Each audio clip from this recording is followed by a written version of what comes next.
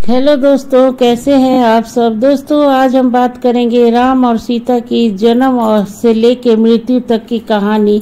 तो वीडियो को अंत तक देखिए और बने रहिए और समझने की कोशिश करते हैं रामायण की कुछ अनसुलझी बातों को।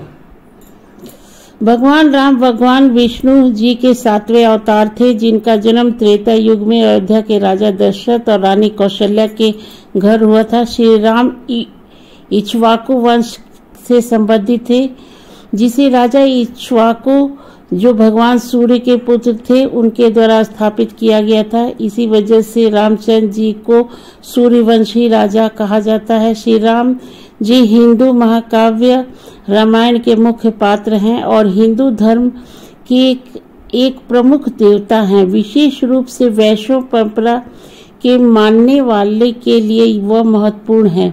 एक शाही परिवार में जन्मे भगवान राम के जीवन को अप्राकृतिक परिस्थितियों जैसे 14 साल का वनवास और कई नैतिक दुविधाओं और नैतिक सवालों से आजीवन चुनौती का सामना करना पड़ा। श्री राम जी के रूप में विष्णु जी का मानव अवतार हुआ और उन्होंने कष्टों का सामना किया। उसे साबित होता है कि सातों युग विष्णु जन्म और मृत्यु के चक्र में है। वह आश्चर्य नहीं है। एक समय में भगवान विष्णु अपने निवास स्थान बैकुंठ में शेषनाग की शैया पर विश्राम करते हैं और दूसरी ओर वे पृथ्वी पर अवतार लेते हैं और मानव जन्म में दुख भोगते हैं। श्रीमद् देवी भागवत पुराण और शिव महापुराण इस बात का प्रमाण देते हैं कि ब्रह्मा विष्णु शिव जन्म और पुनः जन्म के चक्र में है। वे नश्वर है। उपयुक्त का ध्यान में रखते हुए पवित्र शास्त्रों का गहन अध्ययन करते हुए जिससे ये साबित होता है कि अयोध्या में भगवान राम नहीं बल्कि आदि राम जो अमर लोक सतलोक में रहते हैं की भक्ति की जाती चाहिए, जिसके बारे में भक्त आज तक अनभिज्ञ है। राम राम सब जगत बखाने, आदि राम कोई बिरला न जाने। हर कोई राम को याद करता है, लेकिन यह कोई नहीं जानता है कि असली राम कौन है। एक आदि राम है और एक अमर है और केवल वो ही भक्ति के योग्य है, जिसके बारे में भक्त समाज आज तक अनजान है। सूक्ष्म वेद में वाणी है। एक राम दशरथ का बेटा, एक राम घट घट में बैठा, एक राम का सकल पसारा, एक राम दुनिया से न्यारा। वह परम अक्षर पुरुष है जो पृथ्वी पर एक तत्वदर्शी संत के रूप में अवतार लेता है। वह अपनी प्यारी आत्माओं को सच्चा आत्यंतिक ज्ञान प्रदान करते हैं और उन्हें मुक्त करते हैं।